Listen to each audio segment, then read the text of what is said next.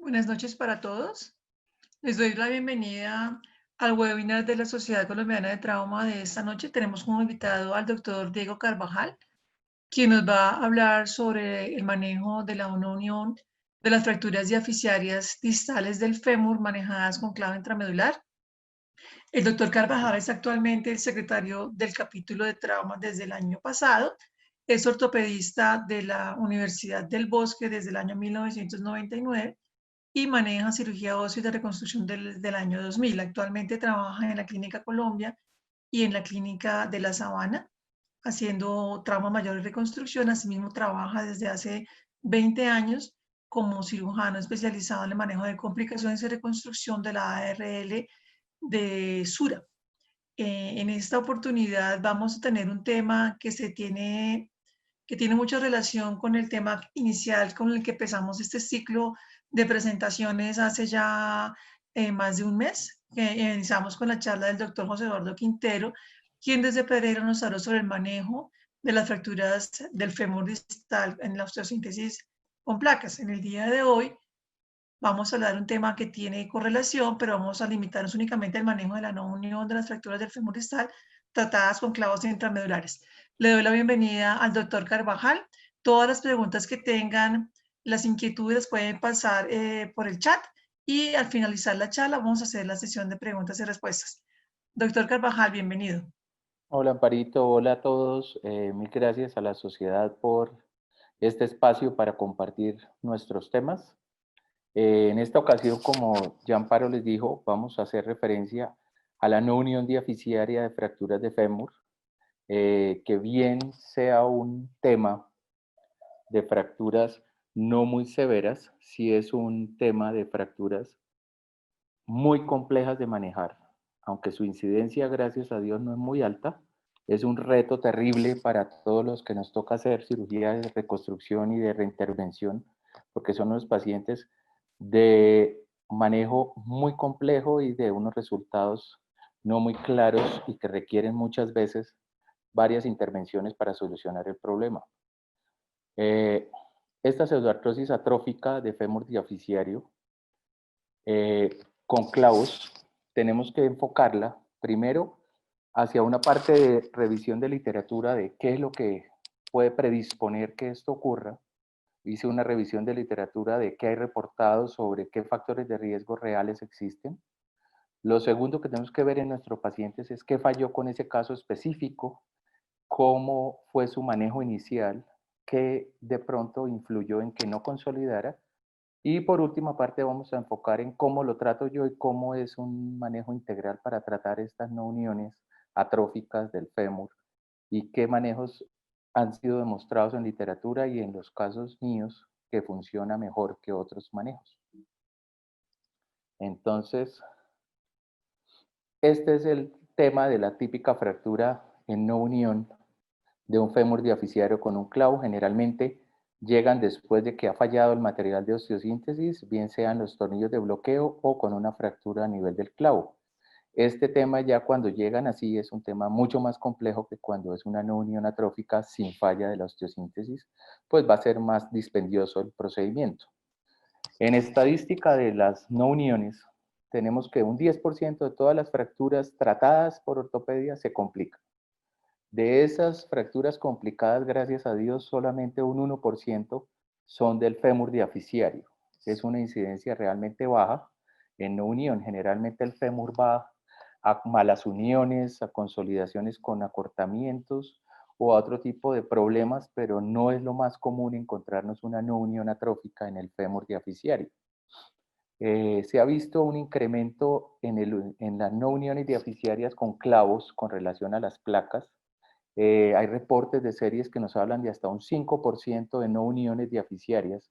Eso se explica por el uso de clavos no rimados, por la evolución de los clavos que ya nos permiten usar clavos como su gold estándar en fracturas más proximales y más distales. Ya tenemos unos clavos con otros tipos de bloqueos, tenemos clavos retrógrados y eso hace que el uso de los clavos se haya expandido y tenga más indicaciones. Eso aumenta el volumen de su uso y aumenta también por consecuencia el aumento de las no uniones. Está explicado más por el volumen de uso de clavos con relación a placas en el manejo de trauma. Generalmente estos pacientes uno tiene que abordarlos muy claramente y dejar en ellos que uno está empezando un tratamiento de una complicación que es grave para el fémur y que no sabemos si con una cirugía o varias logremos solucionarlo y que el tratamiento va a ser largo. Unas incapacidades promedio reportadas de 2 a 4 años en estos pacientes desde su trauma inicial hasta el manejo efectivo de la no unión. En lo que decíamos, es más frecuente en los clavos no rimados. Eso es una variable que tiene en la literatura artículos que dicen que sí, artículos que dicen que no.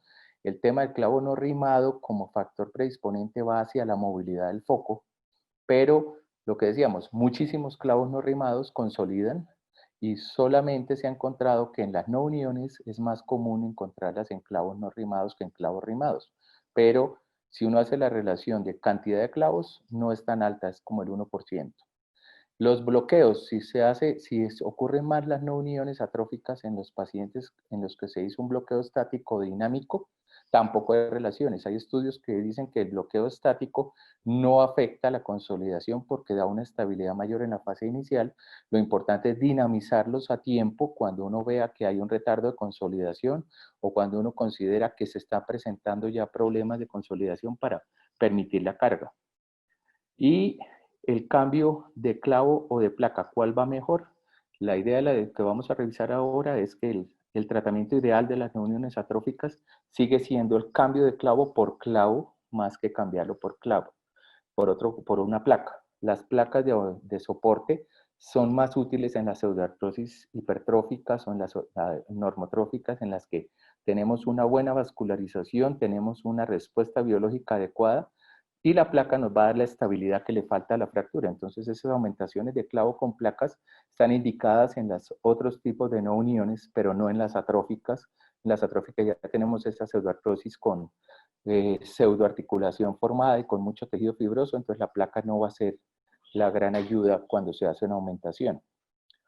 Tenemos que todas las fracturas de fémur, gracias a Dios, consolidan. Los reportes hablan entre un 90 y un 95% de consolidación con cualquier tipo de tratamiento. Los clavos retrógrados que ya están en uso también en trauma no han mostrado una mayor incidencia en las no uniones, se comportan más o menos como los clavos no rimados y la incidencia de mala unión es lo más común. Nosotros podemos encontrarnos muchas malas uniones de fémur, pero muy rara vez nos encontramos estas no uniones atróficas, como este caso. Son pacientes con unos clavos endomedulares, con unos sistemas de fijación. Este paciente, por ejemplo, fue operado hace unos 2-3 años, se le puso un clavo universal, no sé de dónde los consiguen todavía, pero este paciente se operado en Bogotá y se le pone un clavo de los de hace unos 15-20 años, que todavía siguen estando en uso en algunas instituciones. La tecnología ya ha cambiado, pero hay sitios donde todavía tienen estos stocks de clavos que bien sirvieron en su época, ya hay unas herramientas más útiles. Entonces, en los pacientes hemos visto que aumenta la incidencia en los últimos años de las pseudoartrosis atróficas. ¿Eso a qué se asocia? A pacientes politraumatizados bien manejados, es decir, ya tenemos unas respuestas multidisciplinarias en que el paciente con politrauma sale adelante más fácil, tenemos múltiples fracturas, se hace la estabilización, entonces son pacientes en los que antes era muy difícil su manejo o no llegaban a su tratamiento ortopédico, ahora ya son pacientes mejor manejados, mejor abordados y tenemos pacientes que ante el politrauma pueden desarrollar no uniones de alguna de sus fracturas, generalmente en el fémur. Lo que decía de los clavos, pues ya tenemos mejores clavos, clavos con bloqueos más distales, múltiples bloqueos abajo y arriba, bloqueos al cuello. Ya ha mejorado tanto la tecnología que ya tenemos unos clavos casi que para todo el tipo de fractura de fémur y eso hace que se usen más clavos todavía en trauma. Y el aumento de trauma de alta energía en los accidentes autopedestres, en los tipos de accidentes laborales, cada vez nos hacen tener unas fracturas de más severas, con minutas o con lesiones vasculares y cosas asociadas que también nos van a complicar la evolución de ese trauma después.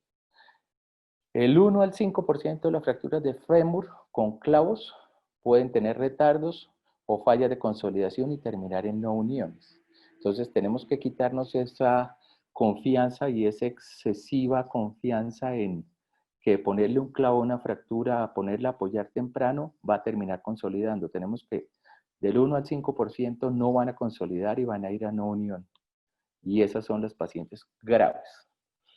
Entre factores predisponentes vienen los factores del paciente.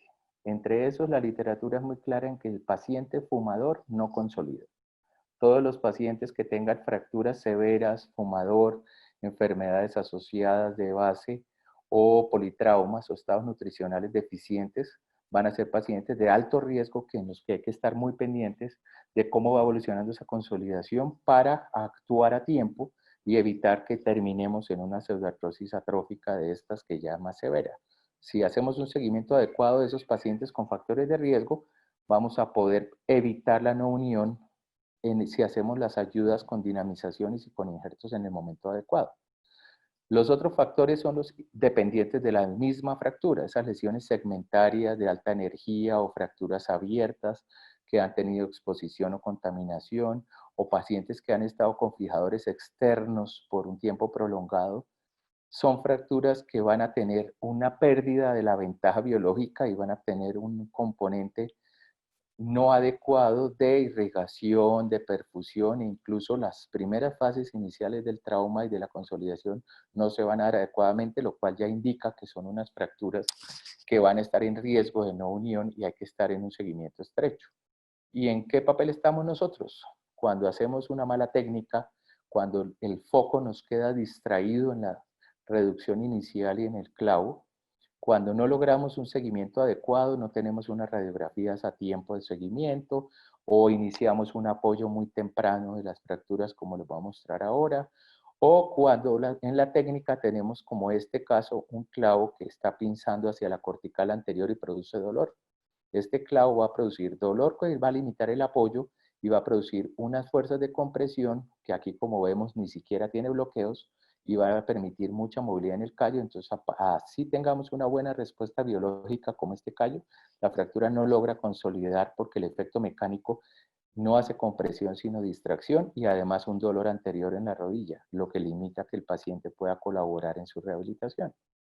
¿Qué hay en la literatura? Desde el 99 este estudio nos mostró que las deformidades que pueden influir en la no unión son las deformidades en las que tengamos más de 10 grados en el plano AP, más de 20 grados en varo o valgo y un acortamiento mayor a 2 centímetros. La malrotación de más de 10 grados también se encontró como relacionada, pero no tan significativamente. Y lo que sí era muy importante era cuando había una fijación inestable y había movilidad a nivel del foco de fractura. Ahí es que vienen los clavos muy delgados, no rimados, que se hacen con apoyo temprano y no hay unos bloqueos adecuados. Entonces, el foco durante las primeras fases no va a tener la estabilidad necesaria para hacer el callo blando o la estabilización primaria de la fractura y por eso falla toda esa respuesta biológica.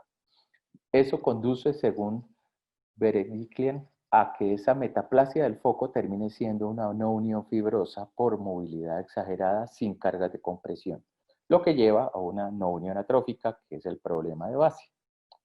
Giannudis en el 2000 hizo un reporte de qué influye y qué no influye en una no unión, evaluando pacientes en no unión ya establecidas y haciendo un estudio retrospectivo de qué factores había tenido cada grupo y lo relacionó. Para él, solamente el uso prolongado de los antiinflamatorios tenía un factor significante directo.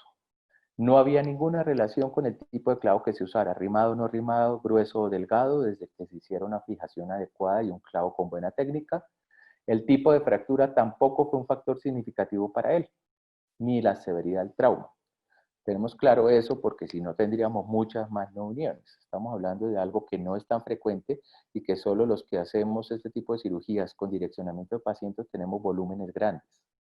Otra publicación del 2018, esto es de la India, compararon los clavos en su cambio de clavo y rimado como técnica quirúrgica. Ellos querían probar si solamente cambiar el clavo era suficiente o si había que colocar injertos.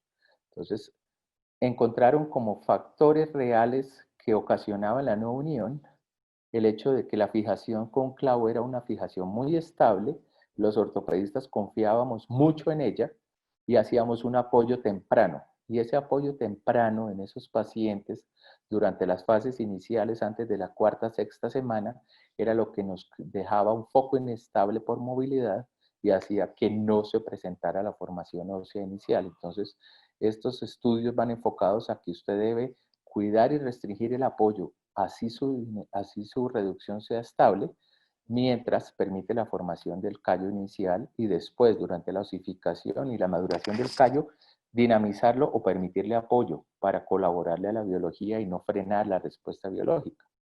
Nosotros confiamos mucho en que todas las fracturas apoyando consolidan y ellos encontraron que lo más asociado a la no unión era el apoyo temprano de esos pacientes. Cuando uno los ponía a apoyar temprano, esos pacientes que venían sin dolor empiezan a presentar el dolor y los síntomas de no unión y de movilidad del foco y empiezan a frenar su proceso de rehabilitación y ahí es que uno se da cuenta que terminaron en una no unión. Y lo otro es que no se injertaban a tiempo y no se dinamizaban a tiempo. Eran pacientes que a las 4 u 8 semanas no se identificaba que había algún problema biológico, decidían esperar mucho más tiempo y ya a los 6 meses estábamos ante una no unión establecida y ya la dinamización no iba a ser suficiente y ya el procedimiento era el de manejar una no unión y no un retardo. Entonces, la ventana de ayuda se perdía por exceso de confianza y esperando que la biología funcionara. Lo mismo dicen ellos, clavos muy delgados, focos inestables, el apoyo temprano y el mal contacto en la reducción inicial son los factores que encontraron asociados a los que hacían no unión. Esta otra serie, el estudio del 2009, comparó el uso en esas no uniones de injertos, autoinjertos contra sustitutos óseos, para ver cómo le iba a uno y si era confiable usar a los injertos en casos masivos o en casos de reintervenciones o cuando ya se hubiera usado una cresta ilíaca o tuviéramos ya pacientes como los que nos llegan después de 2, 3 cirugías. Entonces, los únicos que tienen todas las propiedades son los autoinjertos, como todos sabemos, pero el aloinjerto ayuda dando una buena osteoconducción, ayuda a rellenar defectos grandes. La diferencia que encontraron fue de un 100% en consolidación cuando se usaba autoinjerto y un 97% en uso de aloinjertos. Entonces, eso nos hace ver que es una herramienta útil, ayuda cuando el volumen óseo del paciente no es suficiente o cuando hay defectos muy grandes, y no tiene una gran diferencia en su utilidad si lo podemos usar combinado como aumentadores de volumen o mezclado, como les voy a explicar, con eh, aspirados de médula ósea de la cresta ilíaca y esto para dar celularidad y aumentar la osteoinducción.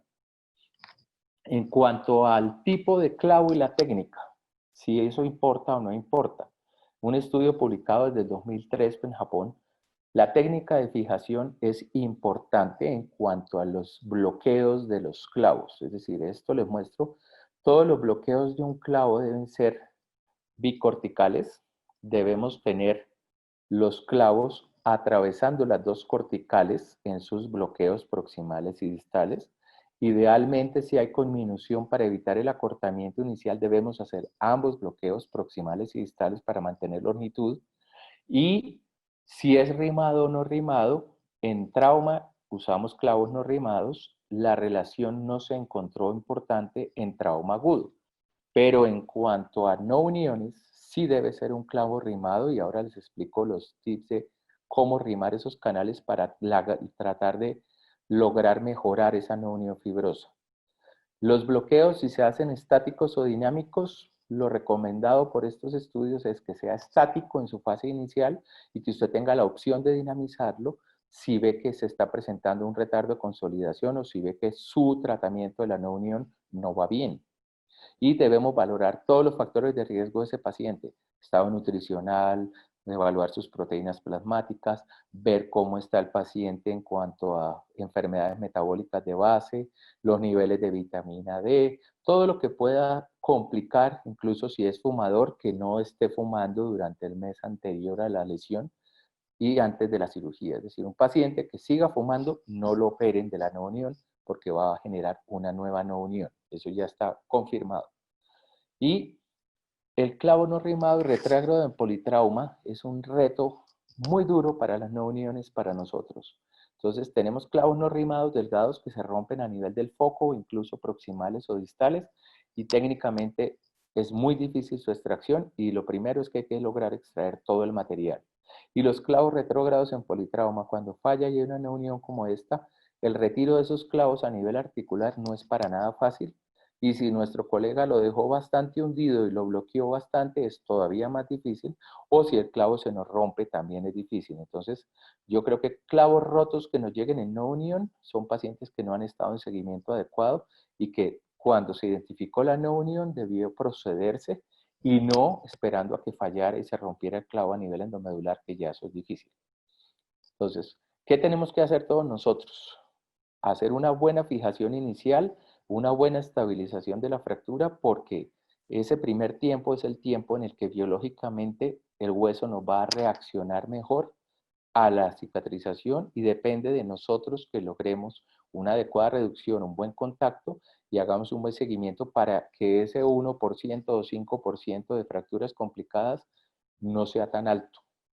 Y si identificamos ese paciente con riesgo de no unión en su momento inicial, o sea, el paciente de la fractura abierta, el paciente con problemas nutricionales, el paciente fumador, podemos hacerle un seguimiento más cercano y dinamizarlo a tiempo o injertarlo a tiempo y ver que logremos ayudarle a esa fractura a consolidar a pesar de su pobre estado biológico y evitar una no unión como las atróficas que son las severas. Entonces, insistir mucho en el seguimiento adecuado de esos pacientes, en que por favor, entre la sexta y octava semana, si ustedes tienen dudas, si no hay formación de callo, injértenlos, dinamícenlos, ayúdenle con biología a ese foco para evitar que tengamos todas esas complicaciones. Y esas deformidades rotacionales como la de esta radiografía, con un fémur en rotación externa, generalmente no ayudan ni para el apoyo ni para la consolidación, porque las fuerzas mecánicas en ese foco van a ser totalmente aberradas y eso nos produce también una movilidad rotacional y angular que no permite consolidación. Entonces, en cuanto a la osteosíntesis, ¿qué hemos visto que falla? Los clavos muy delgados, los clavos no rimados, pero en todo eso lo más importante es estos bloqueos. Cuando uno bloquea un clavo de manera insuficiente como estos, uno cree que hizo una buena reducción y no pasa la segunda cortical, esto está permitiendo una movilidad con todo el apoyo de la fractura. Aquí arriba tenemos los bloqueos un poco mejor, pero la parte distal creo que uno escasamente se acerca a la cortical, el otro no. Esto es un clavo que funciona de manera inadecuada a la carga y son clavos que van a permitir movilidad del foco y esa movilidad del foco va a terminar generando una no unión y una pseudoartrosis por lo que ya vimos.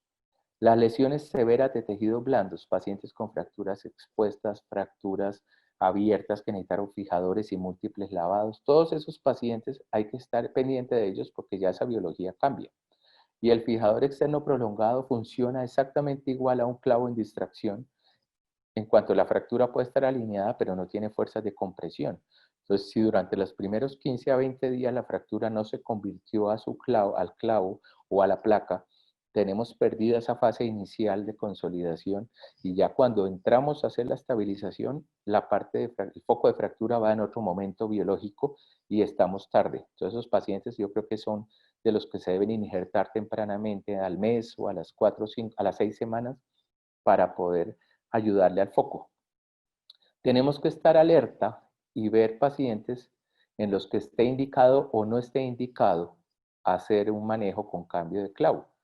Estos pacientes con unos acortamientos mayores a 3 centímetros como este nos llegan ya después de múltiples cirugías, vemos el foco cómo ha tratado de responder, pero la pérdida de longitud es importante, la fijación no fue adecuada, yo creo que nuestro colega retiró bloqueos, hizo todo lo posible por ayudarle, pero se le olvidó el acortamiento. Cuando uno ya tiene casi 4 centímetros de acortamiento, ese paciente ya no es candidato para una revisión con un clavo.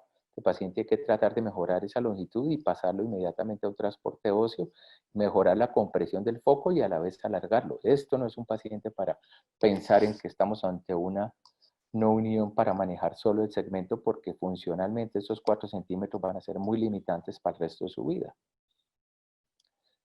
Acordémonos también que el 30% de las no uniones o pseudoartrosis atróficas con material de osteosíntesis en cualquier hueso son no uniones infectadas.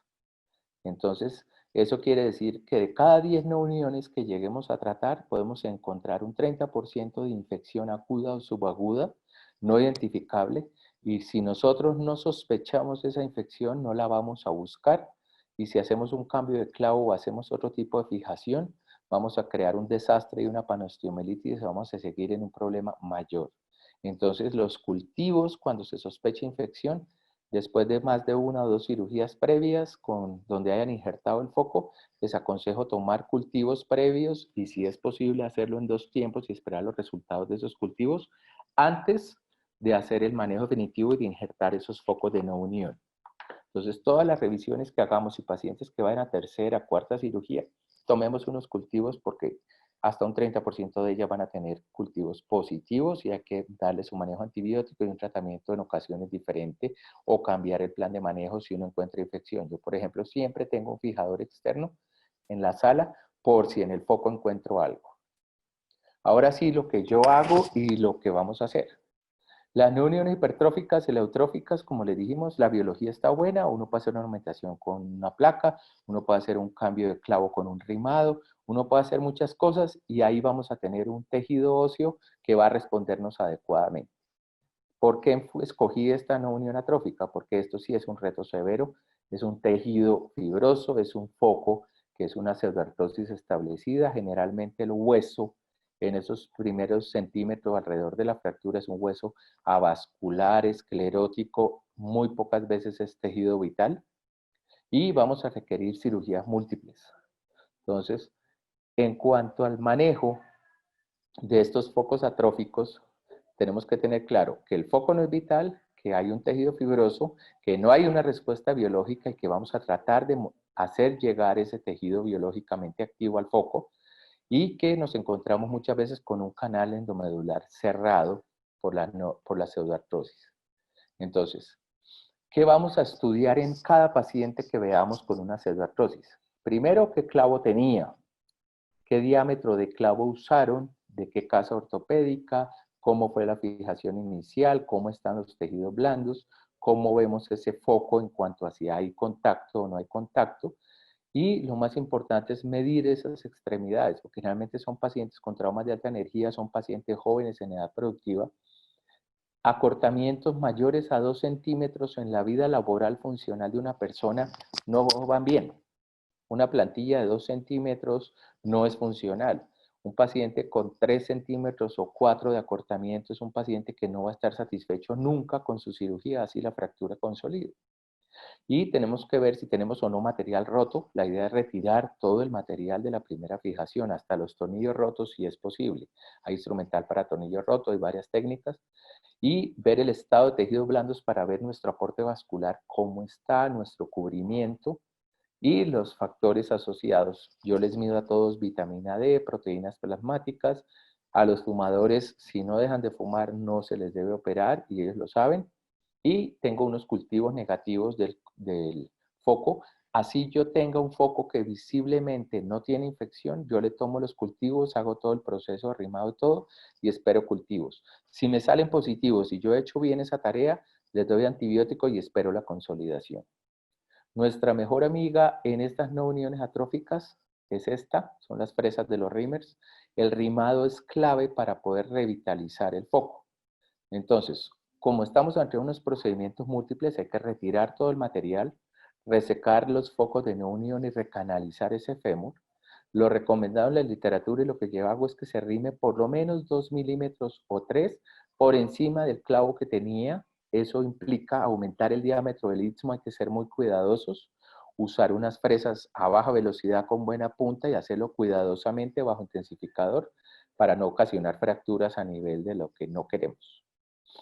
El clavo más grueso con bloqueos estables bicorticales nos garantiza una estabilidad inicial en ese foco después del procedimiento.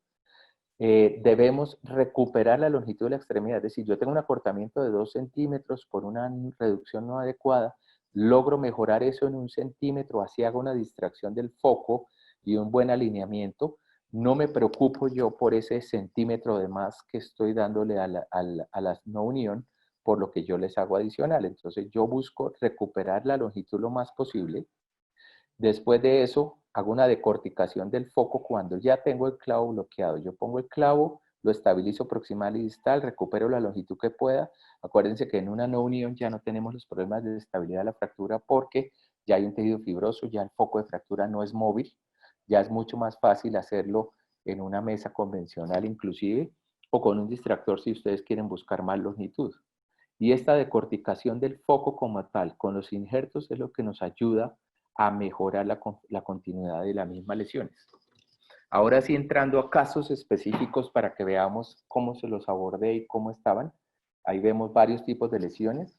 Tenemos una no unión atrófica con un clavo endomedular en la primera imagen, donde este clavo está perfectamente fijado. Tenemos una no unión atrófica y tenemos una fijación con bloqueos proximales y distales, pero el foco nunca consolidó.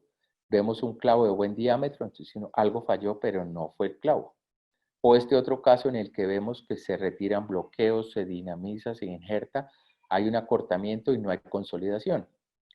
En este otro caso tenemos clavos también insuficientes, o en este otro un clavo retrógrado que se esperaron tanto que falló, se rompió, el foco se anguló en varo y tenemos ya problemas, miren el tornillo incluso intraarticular.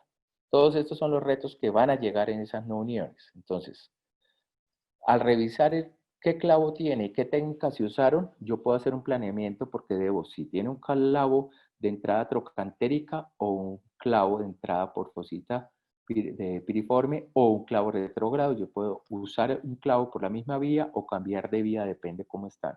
Lo que sí es claro es que tengo que usar un clavo más grueso que el que había en lo posible y más largo si también es posible. El rimado tiene que ser de 2 a 3 milímetros, en el cual tengo que retirar toda la fibrosis, estimular toda la circulación endomedular, primero resecar toda la fibrosis del foco en lo posible, después de eso revitalizar y hacer un desbridamiento completo del canal para estimular esa neoformación vascular. Yo no uso nada de lo que saco del canal porque ahí viene mucho tejido fibroso.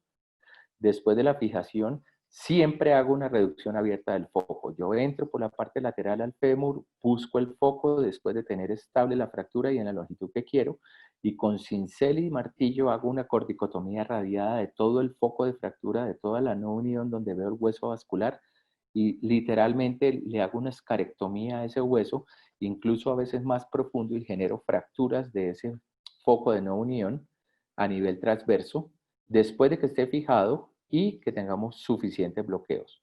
Y a ese mismo foco yo le hago los injertos óseos. Yo ya no me preocupo por si es un defecto de 1 o 2 centímetros, con el hueso picado del foco, más el aloinjerto que usamos de matriz ósea, yo uso matriz ósea desmineralizada, hago un aspirado de médula ósea de cresta y tomo unos 3-4 centímetros de sangre de esa cresta, lo mezclo con el aloinjerto e incluso saco unos tacos con trefina de la cresta y lo revuelvo con el aloinjerto más la sangre y hago un buen volumen para hasta 5 o 7 centímetros, con los cuales hago como una plastilina al nivel del foco, y eso va a funcionar muy bien si la fractura está estable.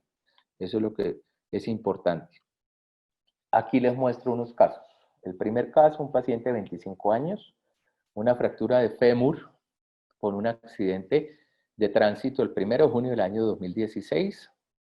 Este paciente yo lo empiezo a tratar un año después, casi 12 meses, 13 meses después, cuando ya llega en un estado de no unión con este clavo retrógrado. Ya llevaba 3 cirugías previas. Revisando la historia, le habían hecho su reducción, su lavado con un fijador, después le han puesto este clavo retrógrado y en un tercer tiempo le habían dinamizado el clavo y le habían injertado el foco. Pero injertaron el foco con un clavo no estable y tampoco evolucionó la consolidación porque la movilidad no permite esa consolidación. Yo asumí ese paciente con este clavo. Mi plan de manejo de ellos incluye todos los procedimientos que tengamos que hacer y ya vienen en incapacidad. Entonces, este paciente, el plan de manejo mío, que fue lo que hicimos, fue retirar este clavo inicial, que estas eran sus radiografías. Yo hago el retiro por la rodilla, totalmente todo el material, hago el rimado del canal, cambio el clavo por un clavo más grueso, lo hice un clavo anterógrado le bloqueo estático y dinámico en la parte proximal y miren que hago 3 bloqueos distales, verifico la longitud de la extremidad y después procedo a hacer la decorticación, reseco tejido óseo y relleno con los sustitutos. Esta segunda cirugía después, como en diciembre, cuando veo que el foco no va consolidando adecuadamente, solamente lo dinamizo, pero ya llevábamos unos 4 meses de la estabilización. Le dejo un bloqueo distal, como se ve aquí, y dejo el clavo dinamizado y no toco ya el foco. Y la evolución de ese paciente, esto es en diciembre y estas son las radiografías ya finales, como en abril del año siguiente, al paciente lo damos de alta ya un año después de tratamiento hasta julio del 2018. Y aquí vemos que ya tenemos un foco más estable. Siempre les hago las mediciones de longitud, un acortamiento residual final como de 1 centímetro, pero el paciente evolucionó bien, consolidó y logramos solucionar el problema que llevaba un año de no unión, nos implicó un año más de tratamiento para a los 2 años lograr una consolidación funcional y un paciente activo con un acortamiento tolerable de 1 centímetro más o menos. Otro paciente, este es un paciente también joven de 32 años, un accidente en el año 2012 con este manejo con un clavo. El paciente tuvo 3 cirugías previas. La última vez que le hicieron algo fue en el 2014 con unos injertos del foco. Cuando yo lo veo en el 2017, estas son las radiografías del paciente. Ya lleva varias cirugías, 3 o 4, y no ha consolidado, está con dolor, incapacitado, sin trabajar y con este tejido óseo y esa extremidad. Yo lo enfoco a retirar material, a hacer un clavo, un rimado y todo el combo de lo que yo hago con cambio de clavo, con rimado, con recanalización, con injertos y con un clavo más grueso y más estable. Hago mediciones de la extremidad contralateral, tomo todos estos estudios, mido bien el acortamiento. Si es menor a 2 centímetros, procedemos con un cambio de clavo. Si es mayor a 2 centímetros, prefiero hacerle un transporte y una compresión después con alargamiento y mejorar la longitud de las extremidades para que sea más funcional. Si vamos a ir con un paciente cojo, que cuando solucione no quede cojo y corto. Este es el resultado del clavo que yo le cambio a un clavo lateral, hacemos la fijación. Lo único que no pude retirar fue el pedazo de bloqueo del otro lado, pero no había infección. Hago esto, miren que el foco lo dejo más abierto, le doy distracción a la fractura, hago el bloqueo distal, impacto un poco más el clavo, alargo la fractura, estabilizo. Aquí hago la corticotomía radiada, después relleno con los injertos y miren la evolución de este paciente.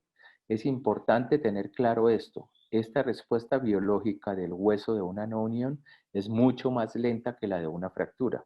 Aquí yo ya estoy tranquilo porque está consolidado, pero esta cortical y este defecto lateral puede ser que nunca mejore o que mejore con remodelación con muchos años, pero no espera uno una respuesta en los mismos tiempos. Entonces un paciente de estos, sí tiene usted que hacer todo y hacerle un seguimiento adecuado y explicarle que radiológicamente va a demorar el doble por lo menos de lo de una fractura en poderlo ver consolidado para estar tranquilos. Este otro caso, un fémur distal izquierdo, una fractura del año 2015, un clavo no rimado, le hacen su clavo, aquí veo yo una falla en los bloqueos distales que no fueron suficientemente estables. En la parte proximal no veo bloqueos, pero creo que lo dinamizaron, lo injertaron y falló. Entonces, si uno dinamiza e injerta y no está estable distalmente, ahí va a haber movilidad y también eso es otro factor de no unión en las fases iniciales. Este paciente lo asumí yo desde el año 2016 y nos demoramos también un año en tenerlo consolidado. Esto fue lo que hicimos, les quiero mostrar así las series porque yo en este caso cambié el clavo que él tenía por un clavo similar, más grueso, por eso puse las dos AP, las dos laterales. El clavo, el que él tenía es 1 o 2 milímetros más corto, más angosto que el que yo puse. Los bloqueos que tenía insuficientes yo traté de hacerlos más largos y de hacer un bloqueo en la parte proximal. No me quedó arriba muy bien, pero logramos mejor estabilidad de la que había y con esta decorticación del foco y la conminución que le hago a nivel de la fractura con los injertos, estos son los resultados iniciales y miren el paciente cómo evoluciona y consolida la fractura. A él me tocó dinamizarlo también. Cuando vemos estas radiografías y el foco está consolidando la parte lateral y no mucho en la medial, decido dinamizar proximal confío en mis dos bloqueos distales, que ahí sí se ven ambos, y logramos desde noviembre hasta febrero esta respuesta y miren el resultado final ya consolidado con un callo muy aceptable. Cuando hay defectos grandes, que se me olvida decirles, donde voy a colocar injertos y a los injertos o un injerto de más de 8 o 10 centímetros, yo los mezclo con algo de proteínas morfogenéticas con DBM2 que ayudan también a facilitar la migración celular. Entonces, si yo necesito volúmenes grandes, los potencio un poquito con proteínas. Este último caso, para no aburrirlos, un accidente de tránsito, dolor al apoyo, tratamiento también más de 10 meses. Le hago lo mismo manejo. Este era el clavo inicial que ellos tenían, venía con una fractura, una falla del material, un clavo de los anteriores de un universal. Lo paso a cirugía, le hago un cambio de clavo, le hago unos bloqueos completos, le hago el mismo manejo al foco y lo injerto. Estas son las radiografías en febrero, cuando la cirugía fue en noviembre. A los 3 meses tenemos ya unos cambios más sutiles de la fractura y estos son la evolución a los 9 meses de la cirugía de noviembre. Miren cómo hay una respuesta diferente, no tuve que modificar nada más del sistema, todo el tiempo lo dejé estático y miren la remodelación que se da en esos focos solamente con la decorticación y el uso de buenos injertos y estabilizando la fractura con un buen rimado previo. ¿Qué hay de contradicción en esto? Si rimo el canal femoral, si lo rimo a alta velocidad, voy a quemar, voy a liberar mucho calor, voy a afectar la celularidad. Uno debe usar el rímer a baja velocidad, con cuidado, lento, con paciencia. Los clavos delgados no rimados en trauma son muy útiles, pero cuando usted tenga un clavo delgado no rimado, el consejo es no lo ponga a apoyar tan temprano, trate de dejarlo bloqueado estático al comienzo y lo dinamiza después. Y ojo con esos bloqueos distales, que sean completos, que sean bicorticales y lo ideal en un clavo no rimado en trauma es ser estable en la fijación y tener la dinamización como una herramienta si usted ve su demora de consolidación o algún tipo de retardo. Si usted hace bloqueos estáticos o dinámicos, en trauma no importa, pero bloqueenlo. Yo les aconsejaría en todos los pacientes que van a usar clavos delgados, no rimados, hagan todos los bloqueos y esperemos a ver si funciona y si se necesita algo más. Bueno, en cuanto a esto era la presentación, quería era mostrarles casos y mostrar cómo es que se maneja esas no uniones e intentar de todas las formas que no terminemos nosotros en una no unión porque el paciente no tuvo el adecuado seguimiento o en el momento de injertarlo nosotros buscamos muchas excusas para darle más espera. Y una cosa que es importante es, no siempre que yo ponga un clavo puedo estar tan seguro de que la fractura quedó estable. Es mejor ser un poco prudentes y esperar un tiempo a que haya algo de estabilización del foco antes de iniciar apoyo. Esta era lo que le quería mostrar a todos ustedes. Espero que sea de ayuda y ahora quedamos para todas sus preguntas. Amparito. Gracias, Diego. Tenemos bastantes preguntas del auditorio. Voy a tratar de organizarlas de las simples a las complejas. Entonces empecemos por la pregunta de Ronin23. Dice, buenas noches, ¿en qué tiempo dinamiza y cuándo dinamizar proximal o cuándo dinamizar distal? Bueno, el tema de la dinamización del clavo, estamos hablando de la fractura inicial o de la no unión. En la fractura inicial, usted debe usar la dinamización como una herramienta de ayuda a la carga cuando el paciente tiene un bloqueo estático y la fractura está bloqueada o está con un retardo de unión y usted no ve en las radiografías del último mes ningún cambio a nivel del foco. Usted tiene que ser muy objetivo en cuanto a cuánto espero. Pero si usted tiene un paciente con factores de riesgo, con unos temas metabólicos, o fue una fractura abierta, o era un politrauma, o es un paciente mayor, usted a las 6 semanas no está seguro de que hay una respuesta biológica de ese foco, dinamícelo, pero de una vez injértelo. Si usted ve una fractura que tiene una buena formación de callo, sigue con dolor, el paciente está estable, ya está apoyando, no ha evolucionado el dolor a empeorar y no le ha limitado el apoyo, solo dinamícelo. Si lo hace proximal o distal, usted mire cómo es ese trazo de fractura, garantice que con su dinamización no va a producir un acortamiento del foco si es una fractura con conminución, y generalmente los clavos tienen los dos bloqueos, el estático y dinámico. Entonces, si uno quita el estático, ya queda con el bloqueo dinámico, o usted puede retirar los dos en los trazos simples. Pero si usted sospecha que la fractura, si usted la dinamiza, se puede acortar o se puede rotar, simplemente haga la dinamización a través del clavo con uno de los dos bloqueos, y eso va a permitir la carga y la micromovilidad que usted necesita para que consolide. Muy bien, aquí tenemos varias que tienen más o menos la misma orientación. Hay mucha inquietud en varios de los participantes sobre cuando realizas corticotomía en el foco y lo injertas. Entonces, si se provoca una distracción en el foco, dices, ¿me puede ayudar con la aclaración si para compensar acortamiento al cambiar el clavo deja un gap, pero lo compensa con un injerto óseo? Algunos cambiarían un sistema de placa. Me gustaría saber su criterio para hacer esa osteotomía, distraerlo e injertarlo. Entonces, lo que está claro es que lo que mejor funciona en una una no unión atrófica con un clavo es un rimado y un cambio de clavo. La placa como tal se puede usar, pero si usted tiene una infección subaguda o usted tiene un paciente con una pobre respuesta biológica y usted da solo compresión, usted puede aumentar el acortamiento. Lo que está en la literatura y lo que yo he visto es que si yo logro mejorar alineamiento, mejorar un poco el acortamiento a un paciente que no quede con un acortamiento no funcional y el gap se me aumenta a 1 centímetro, yo hago esa corticotomía que está ya descrita en varios textos y todo, y uno pica, por decirlo así, esa no unión atrófica y ese hueso escleroso en el foco después de tener el clavo estabilizado, y rellena con autoinjerto de matriz ósea, proteína morfogenética asociada al injerto, y uno hace un cubrimiento de esa zona de defecto, así sea de 1 centímetro.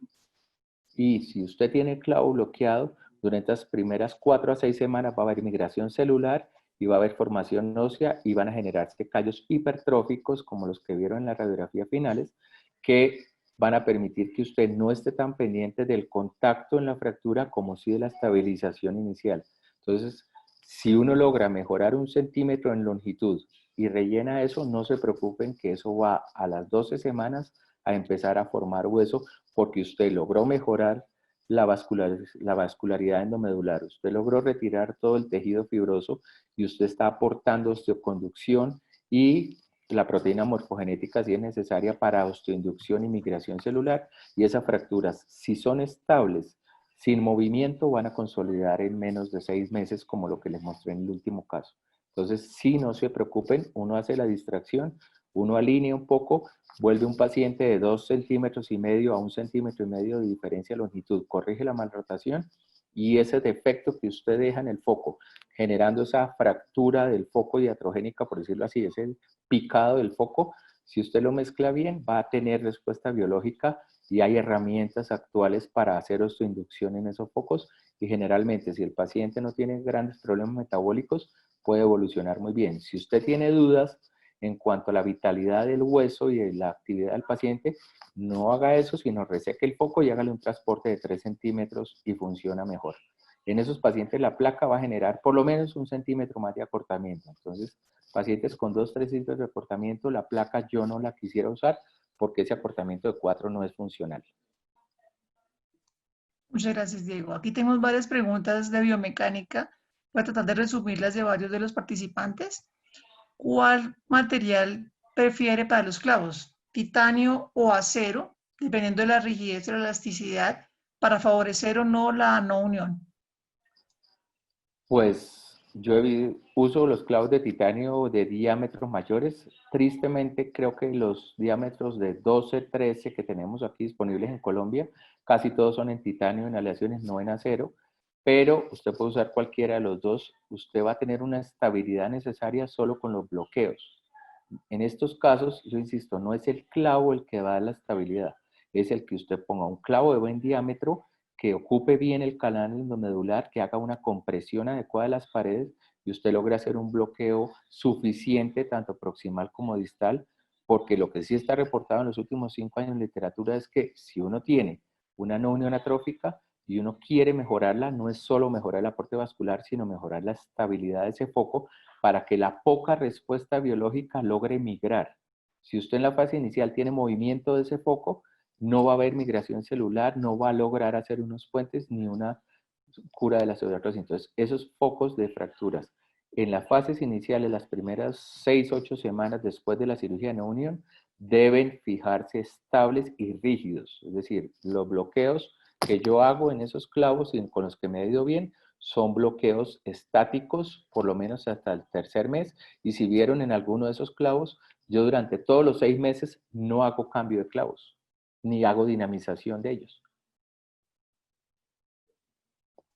O sea, Diego, tú le das por lo menos 6 meses de espera antes de decidir, porque hay varias preguntas sobre el tiempo de espera para decidir No, cuándo dinamizar o cuándo cambiar el clavo o cuándo injertar directamente. Varias preguntas de los participantes hacen referencia exactamente al tiempo. ¿Cuál es el protocolo que tú tienes para establecer cuándo es el cuando, momento de hacer algo? cuando es una no unión ya, yo hago el procedimiento inicial y en ese procedimiento inicial siempre hago todo. Cambio de clavo, rimado y los injertos.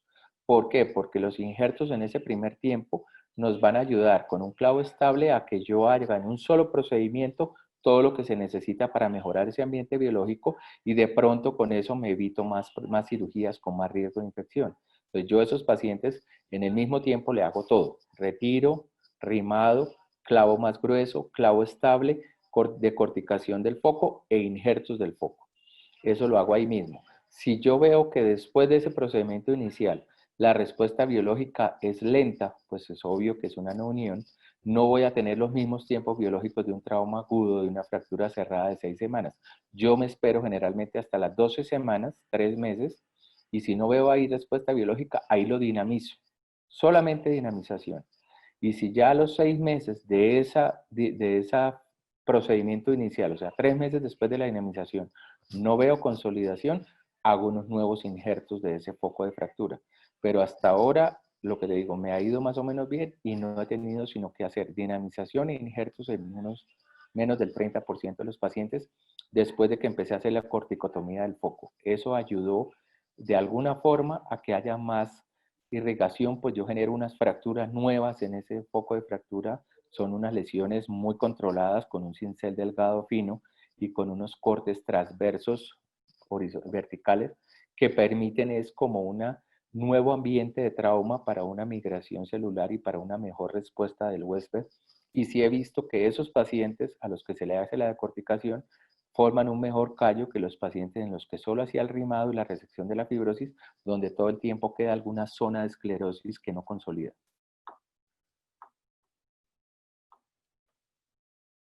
Aquí hay varias preguntas con respecto a qué hacer si uno sospecha una infección. Entonces, primero, dice, si confirma los pseudotrosis con infección, ¿cuál es el esquema? ¿Siempre termina con fijador externo? Me imagino que la pregunta del doctor Aybar es preguntando si alguna vez utilizas la posibilidad de volver a enclavijar con un clavo recubierto de antibiótico, por ejemplo.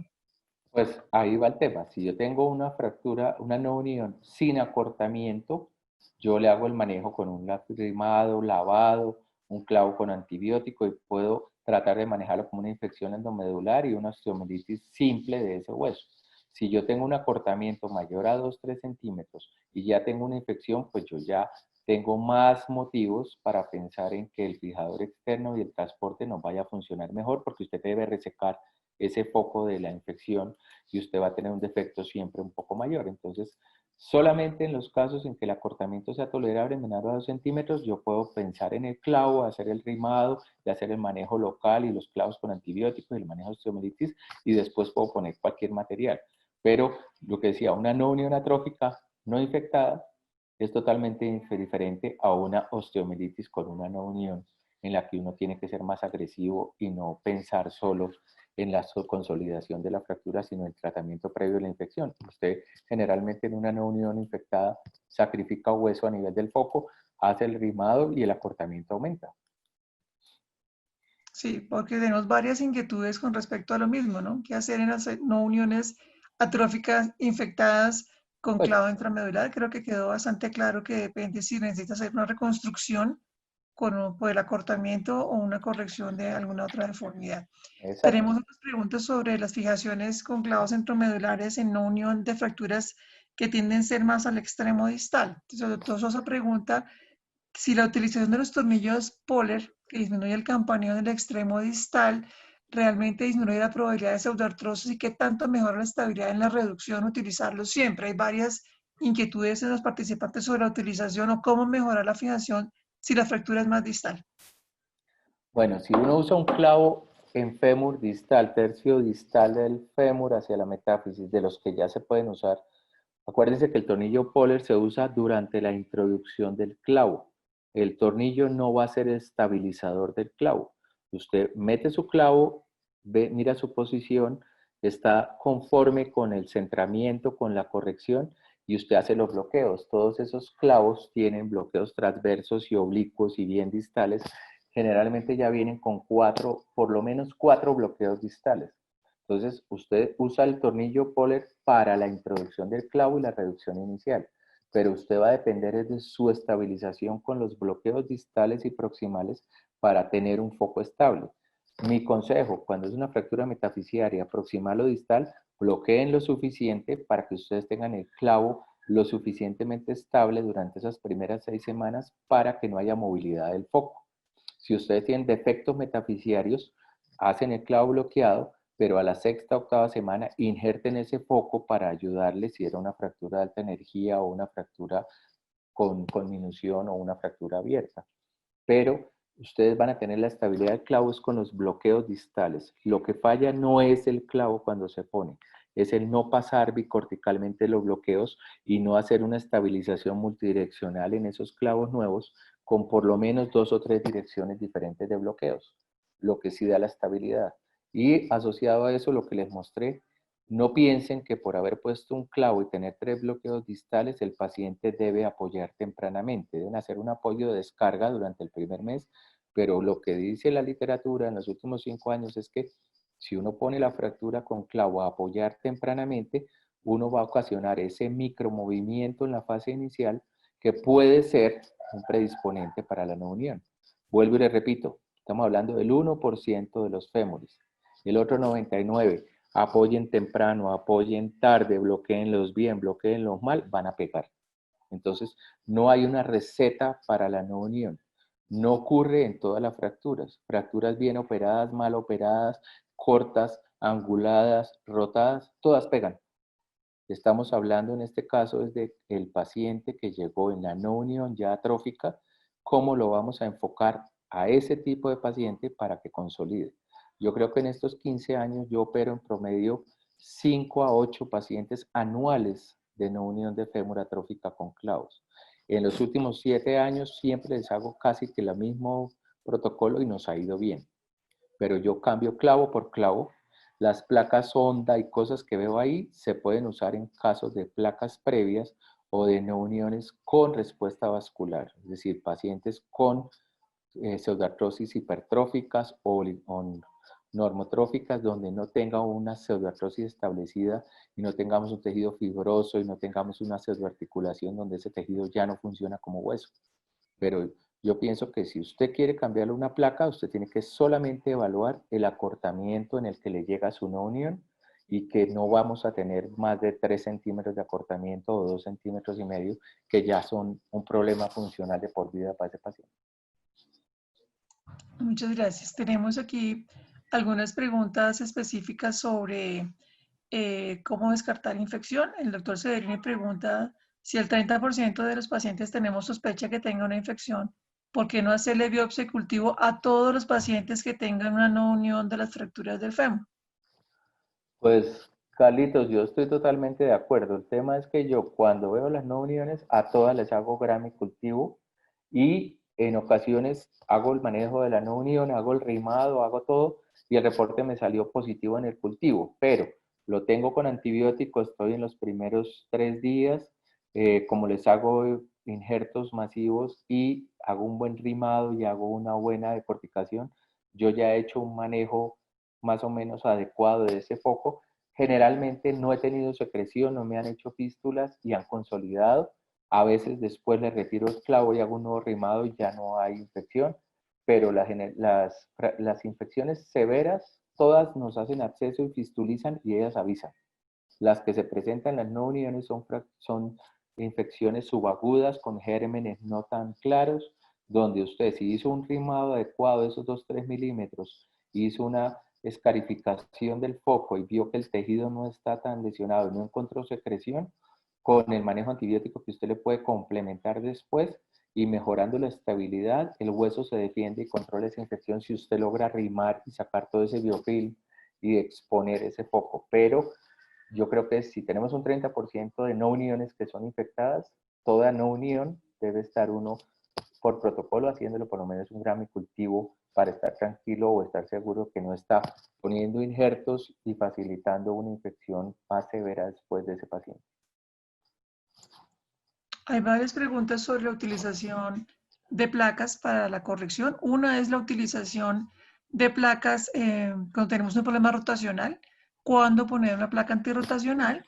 Y otra pregunta sobre cuándo utilizar o cuándo tener que llegar a la utilización de placas en puente en pseudoartrosis recalcitrante. Si tienen alguna ventaja utilizar una placa en puente sobre la utilización o el recambio del clavo más los injertos. Entonces, uno es la placa antirrotacional, la segunda es cuando utiliza placas, perdón, no en puente, placas en onda o placas en puente que se Sí, utilizaban placa en antes. onda. Por eso aplica a cuando uno tiene una pseudoartrosis hipertrófica o un paciente que tiene buena respuesta biológica, pero hay una movilidad del foco que no ha permitido consolidación o una deformidad rotacional. Entonces, eso está descrito para las no atróficas, diría yo, donde uno no tiene que hacer una reducción abierta. Si yo voy a abrir el foco, voy a hacer una limpieza de ese foco, una resección de fibrosis, yo voy a poder corregir ese foco inclusive con el mismo clavo, hago la de rotación, corrijo las deformidades angulares y hago todo, pero no necesito hacer la aumentación con la placa.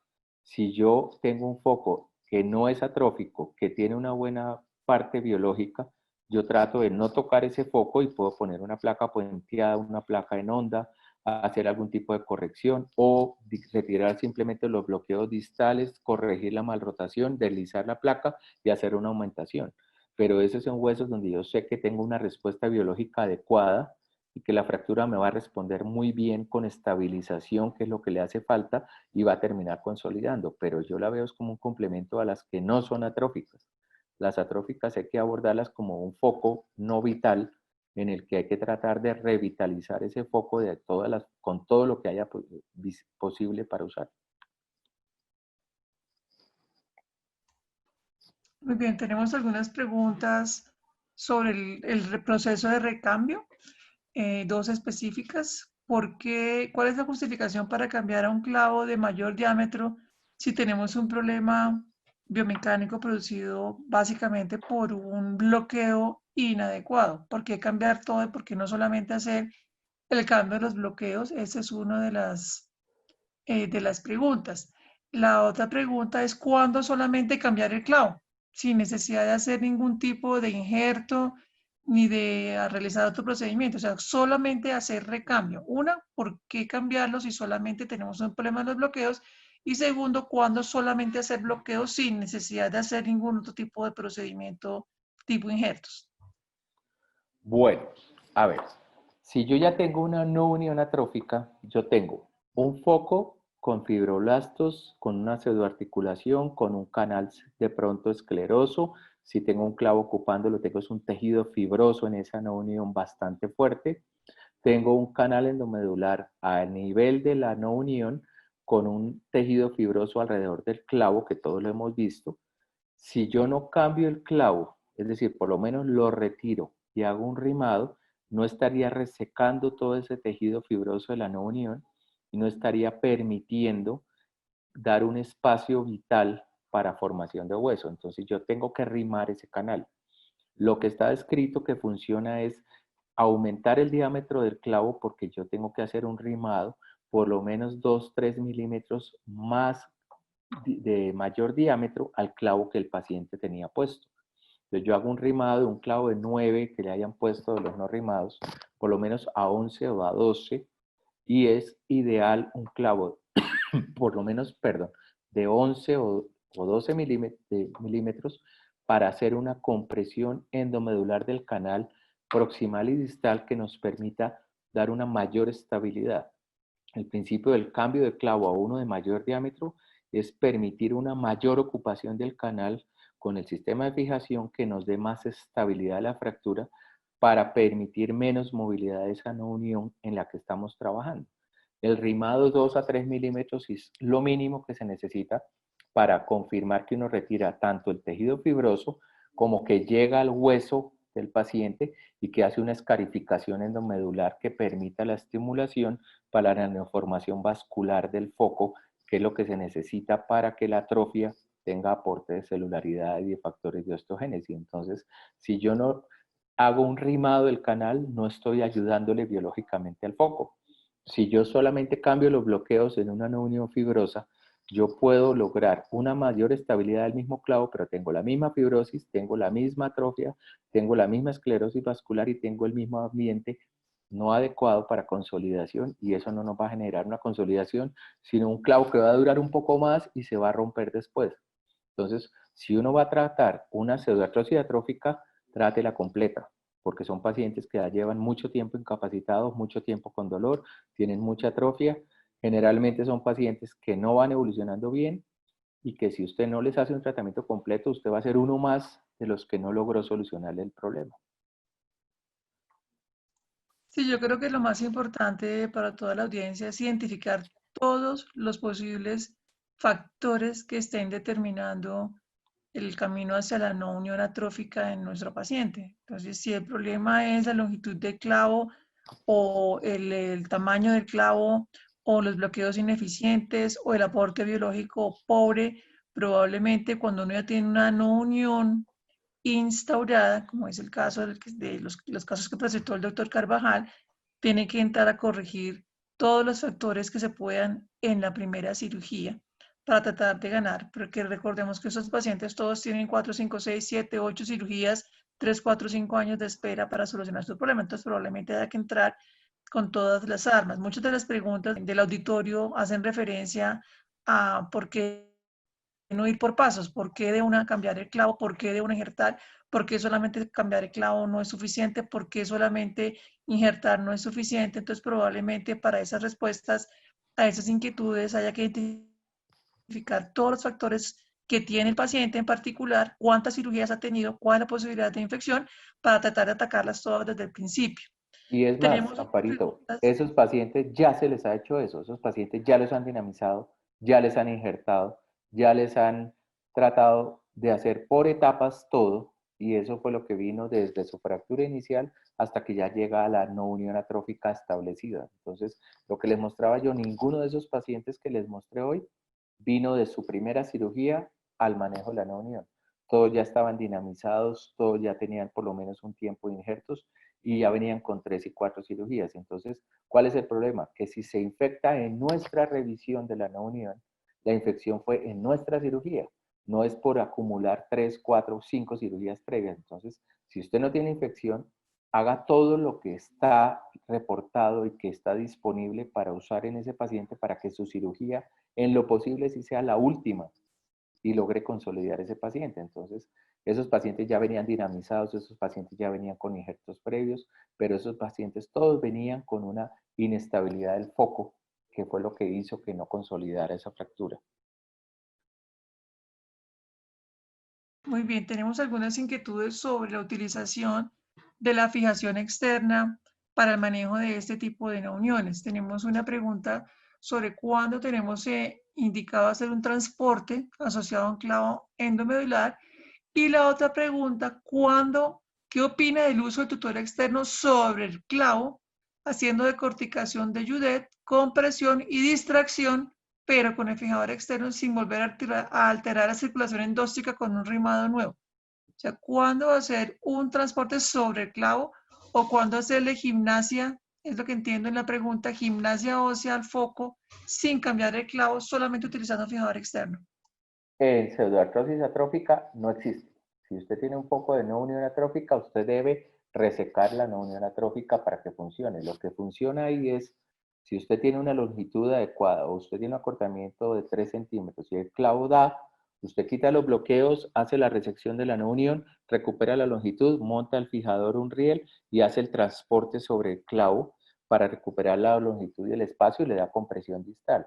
Pero si usted tiene un foco atrófico con una no unión fibrosa, usted hace el transporte y usted se va a encontrar el foco de no unión fibrosa caminando con el transporte. Entonces, si usted no reseca ese tejido no óseo, pues no logra el objetivo de nuestro manejo de la no unión, que es formar hueso donde no hay hueso y consolidar la fractura con hueso, que es lo que necesitamos siempre.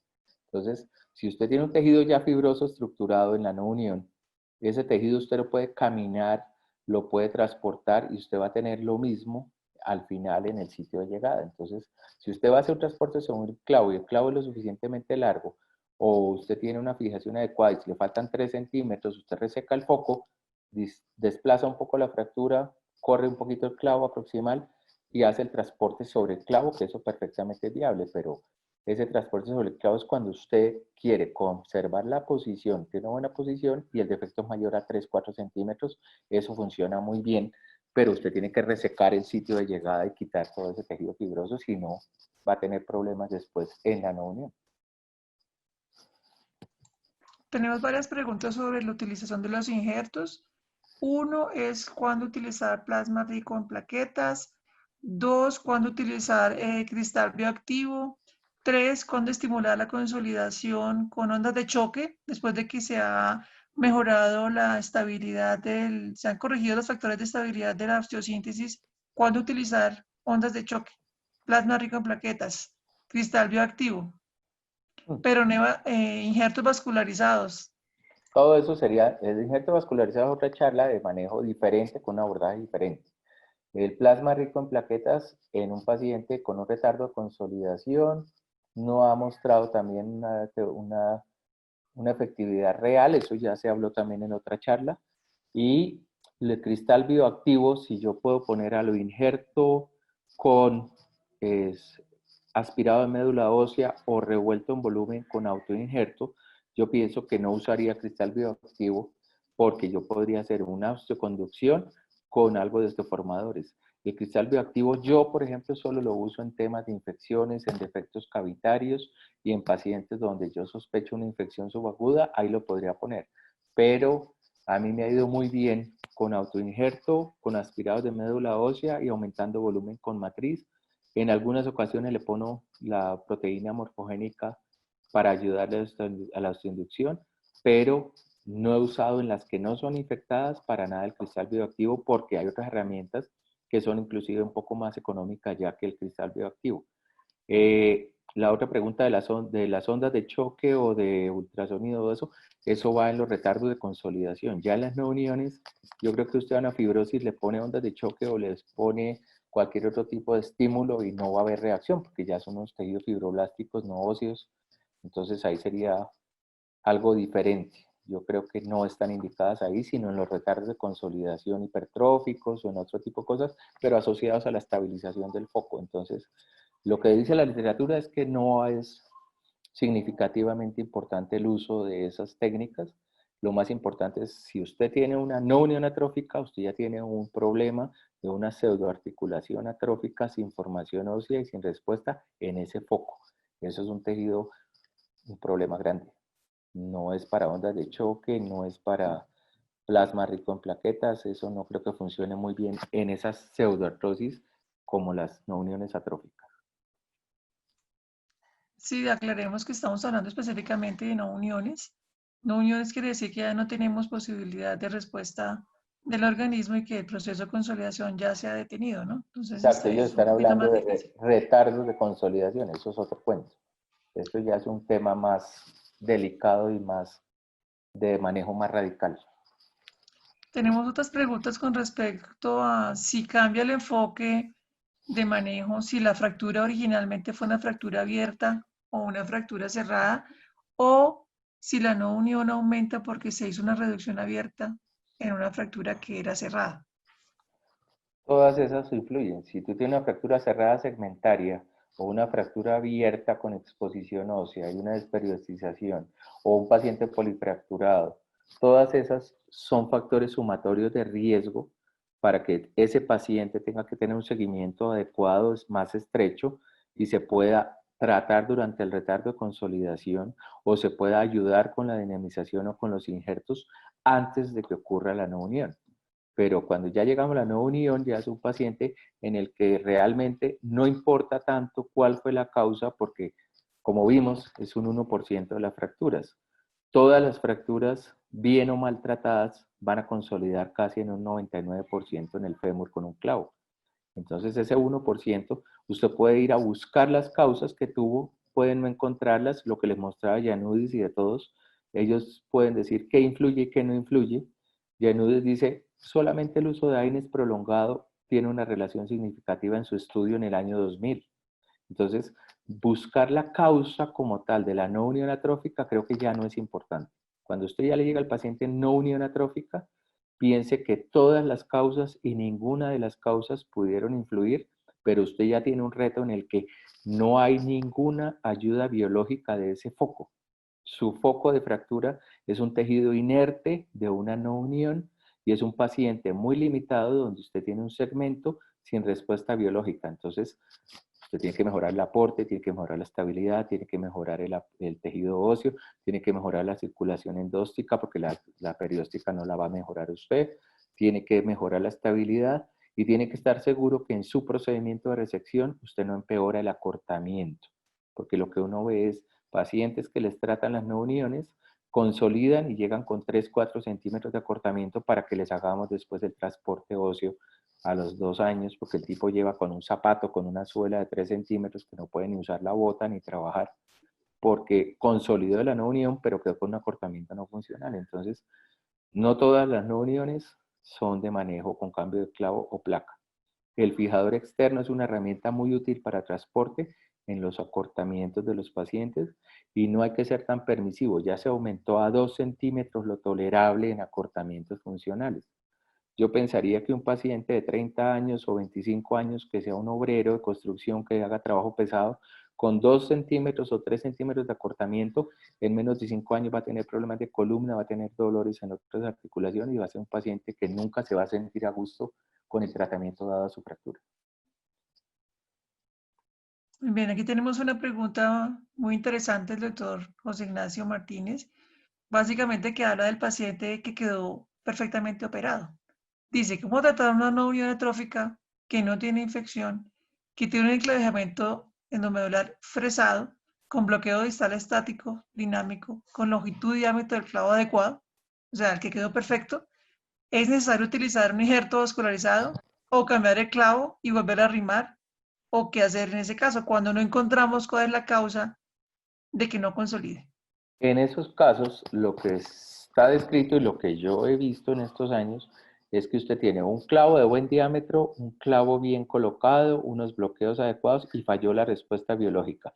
Ese paciente, por ejemplo, es el paciente del que refiere la literatura que se debió dar un apoyo muy temprano y eso alteró la respuesta biológica del callo. Entonces, si usted ve que todo va bien y que todo estaba bien hecho y el soporte y la radiografía estructural es normal, pero no hubo consolidación, en ese paciente yo trabajaría el foco de fractura, revisaría los bloqueos, pero si usted me pregunta con mi experiencia después de esto, si es un paciente que lleva 3 años, yo hago el rimado de ese canal, yo hago el cambio del clavo y yo hago todo el mismo proceso de esa no unión, incluida la decorticación y los injertos, porque algo falló. No vamos a saber qué falló, pero algo falló ahí. Entonces yo vuelvo a empezar de ceros, cambio el clavo, hago el rimado, lo bloqueo bien, le hago los bloqueos estáticos, le decortico el foco, lo injerto, pero lo dejo sin apoyo, con muletas, solamente con apoyo de descarga durante las primeras 4 a 6 semanas, a ver qué falló. Algo tuvo que fallar y algo generó movilidad del foco o algo generó su atrofia a nivel de foco que no hizo una buena respuesta. Y ese paciente, si yo veo a las 4 o 6 semanas que no va bien, a ese de pronto sí le pongo las ondas de chocos y le hago todo eso después de que yo haga todo el combo inicial de manejo. Pero eso es lo que pasa. Usted puede encontrar causas y no causas para la no unión. Generalmente esos pacientes yo he visto que son fumadores. Son pacientes que van bien, al segundo mes están bien y después la fractura va a no unión. Generalmente son pacientes fumadores los que terminan esas no uniones cuando uno no encuentra una explicación para que algo haya fallado, pero son muy poquitos. El gran volumen de los pacientes de no uniones tiene alguna falla, desafortunadamente, de nuestro manejo, o los bloqueos, o el apoyo, o el no injertarlos a tiempo cuando había algún retardo leve de consolidación. Nos esperamos esos 2, 3 meses más y ya a los 6, 8 meses no hay respuesta para los injertos. Con respecto a los fumadores, aquí tenemos una pregunta interesante. Es una pregunta para la cual yo también me la he hecho y no he encontrado una respuesta. No sé si Diego la conozca.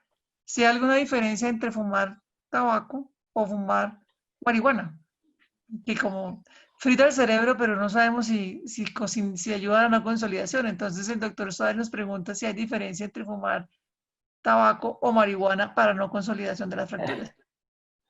Uy, no, doctor Suárez, ahí sí lo que le digo, fumar es fumar. No sé si será cigarrillo, tabaco o marihuana, pero todos los estudios que hay reportados hablan del fumador de cigarrillos, de la nicotina.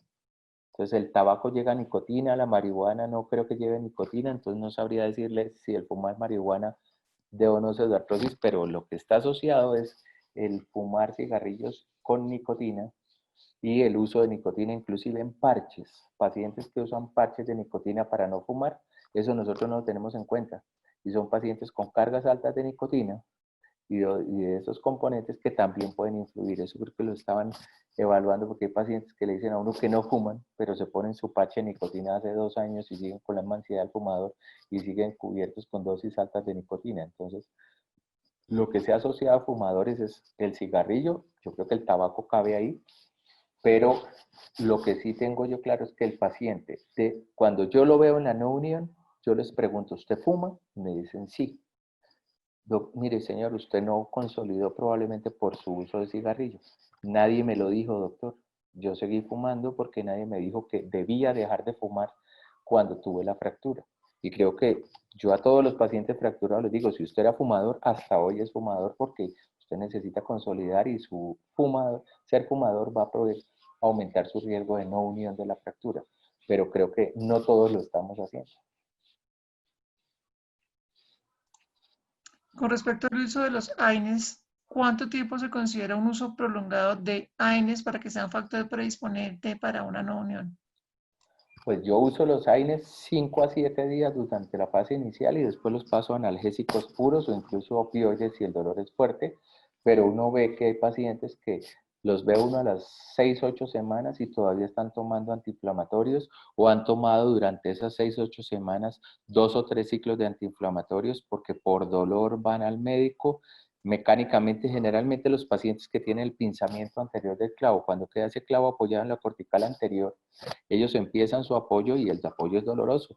Entonces ellos consultan, si no pueden llegar al ortopedista, van al médico general y el médico general le formula sus analgésicos y su antiinflamatorio. Entonces, lo que Janudis comprobó es que uso de más de 15 días de antiinflamatorios son factores predisponentes para no unión al frenar todo el proceso de inflamación del foco que es necesario. Entonces, la relación directa de él era el uso crónico de antiinflamatorios durante el posoperatorio y consideraba uso crónico el paciente que a la 4ª o 6ª semana después de la cirugía todavía tomaba antiinflamatorios por lo menos 3 días a la semana.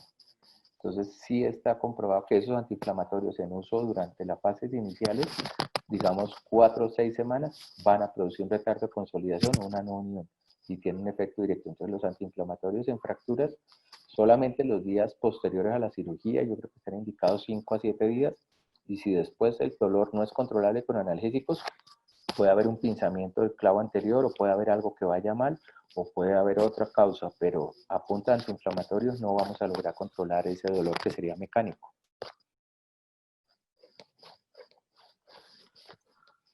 Bueno, tenemos algunas otras preguntas más de biomecánica. Específicamente, el doctor Salgar nos hace una pregunta sobre el diámetro del clavo. Entonces, el doctor Salgar dice que los clavos más gruesos se consideran máquinas de pseudoartrosis.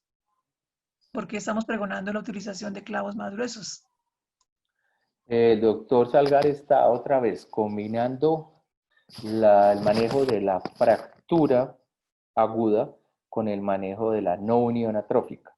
Cuando estamos hablando de clavos más gruesos, estamos hablando de fracturas en no unión, donde lo que está comprobado, vuelvo y le repito al doctor Salgar, es que el rimado del canal se tiene que hacer por lo menos 3 milímetros más del clavo que tenía puesto el paciente.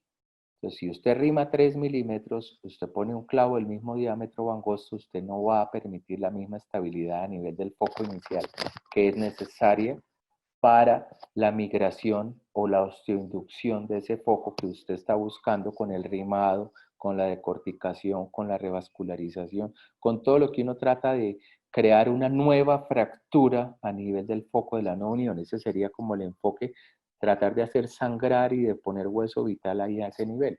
Entonces, ningún clavo, les repito a todos, ni el grueso, ni el angosto, ni el rimado, ni el no rimado, son pseudoartrogénicos. Cuando uno revisa la literatura, un 99% de las fracturas con clavos endomedulares de fémur consolidan. Entonces yo no puedo hablar de pseudoartrogénico cuando con cualquier clavo, incluso los clavos de Kuncher que se usaban hace 40 años, las fracturas pegaban. Entonces, el uso del clavo más grueso en diámetro es para hacer una ocupación del canal y darle una estabilidad rotacional a esa diáfisis adicional a los bloqueos para evitar la movilidad de este foco aquí, mientras a ese nivel hay migración celular y se logra las fases iniciales de la formación del nuevo callo que uno quiere. Ok, hay varias preguntas de los participantes específicamente sobre fracturas subtrocantéricas, pero creo que la no unión de fracturas subtrocantéricas es un poquito diferente el enfoque a la no unión de las fracturas diaficiales, porque las fracturas subtrocantéricas, el factor predisponente es la deformidad en varo, la fijación en Y las varo y fuerzas la deformidad en musculares, varo residual, o sea, es un problema mecánico mecánico por más que un problema fuerzas biológico. musculares. Entonces vamos a Sí. dejar esas preguntas probablemente para otra charla. Sí. Creo que hemos respondido la mayoría de las preguntas. Como les digo, la mayoría de las inquietudes estaban sobre cuándo hacer los procedimientos, dinamización, recambio. Veo una pregunta también importante en cuanto al uso de la BPM2. ¿Está documentada la literatura en columna?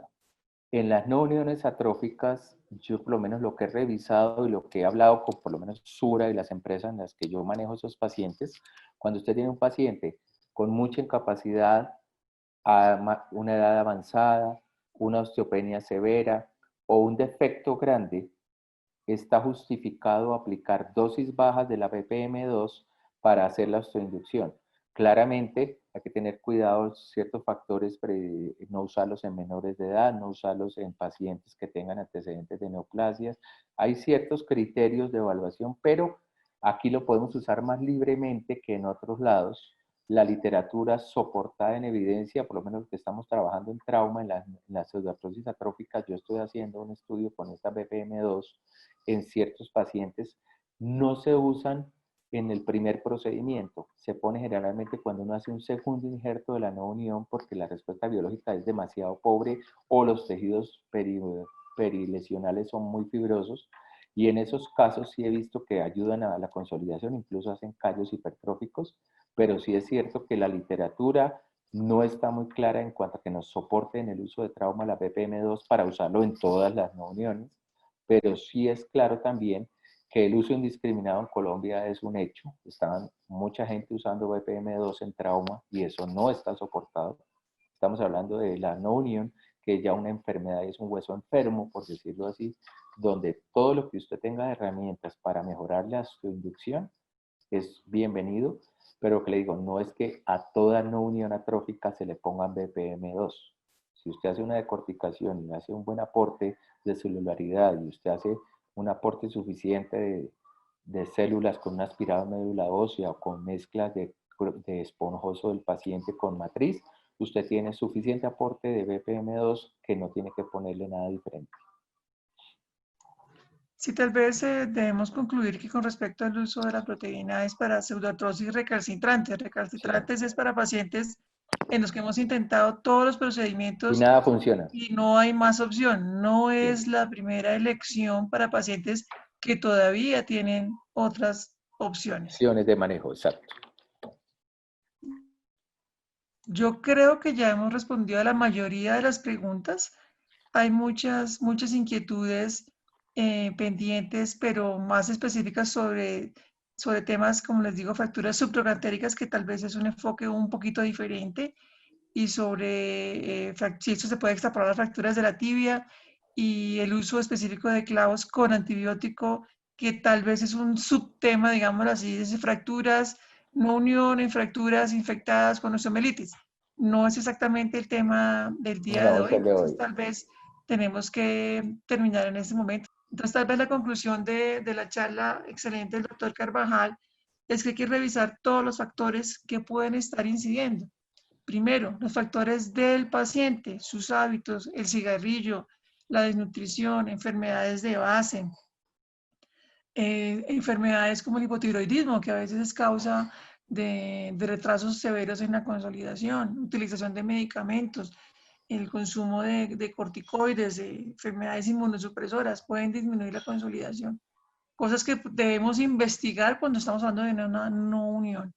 Una vez tenemos establecida la no unión, como lo dijo el doctor Carvajal, ver cuáles son los factores, si solamente es biológico o si tenemos que entrar con toda la batería, mejorar la fijación para lograr la migración celular y además mejorar el aporte vascular en la zona con la colocación de injertos, la decorticación. Y si con eso logramos corregir, además el acortamiento que usualmente tienen, porque llevan múltiples cirugías, nos quedamos con el clavo. Si ya tenemos que compensar un acortamiento de más de 2 o 3 centímetros, probablemente tengamos que pasar a un sistema de reconstrucción con una fijación externa sobre el clavo o una fijación externa convencional.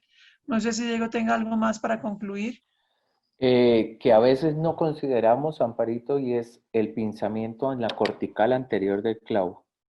Es un factor de dolor de limitación de apoyo.